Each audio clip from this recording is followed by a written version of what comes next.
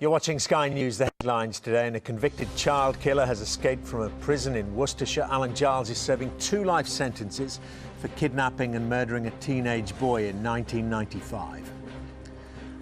The price war has broken out amongst Britain's major supermarkets after the wholesale price of fuel fell to its lowest level this year. And pension charges could be capped under government plans being published today. It says limiting them to 0.75% per year could save workers, in some cases, hundreds of thousands of pounds.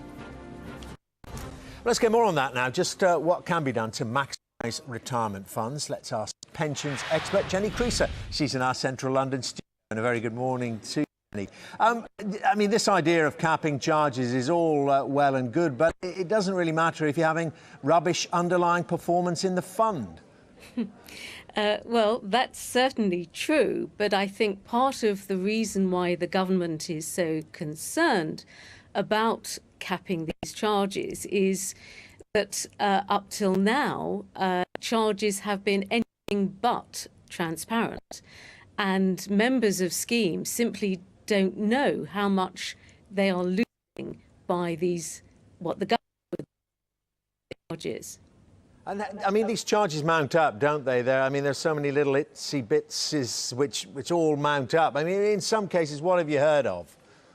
Well, certainly that the annual management charge, which effectively is this percentage which the companies who manage the funds are charging, can be as high as 2.5%.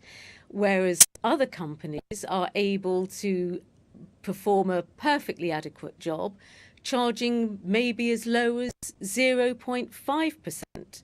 So there's got to be some sort of a decision as to how much is a reasonable charge. We've got to understand that a charge is necessary. Companies aren't in it for the benefit of their health, and they have to be able to provide a good service for the amount that they're charging.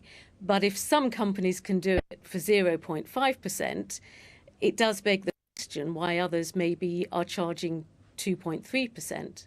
Yeah, I mean, but then in a way, that's part of the first question I put you. But, you know, it's the pension funds, the pension operators' argument that, well, you know, if you want some really good and active management, you might have to pay more than 0.75%. You know, we have to do our research, we have to get good people onto this.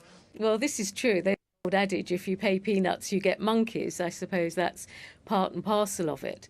But there's no guarantee that just because the charges are high, that you necessarily get very good service either. So I think that there's got to be a lot more clarity. One thing, unfortunately, pensions aren't, is very clear. We have probably the most complicated pension system in the whole of Europe, possibly even the whole of the world. And governments can't resist meddling, unfortunately, in pensions. And the companies who are helping to administer these schemes have got to make money. They're in it for profit. But what is important is that they're not making excessive profit to the detriment of the pots that members actually are depending on for their retirement. OK, Jennie, good to talk to you. Jennie Kreser there with some on pensions. We're taking you straight to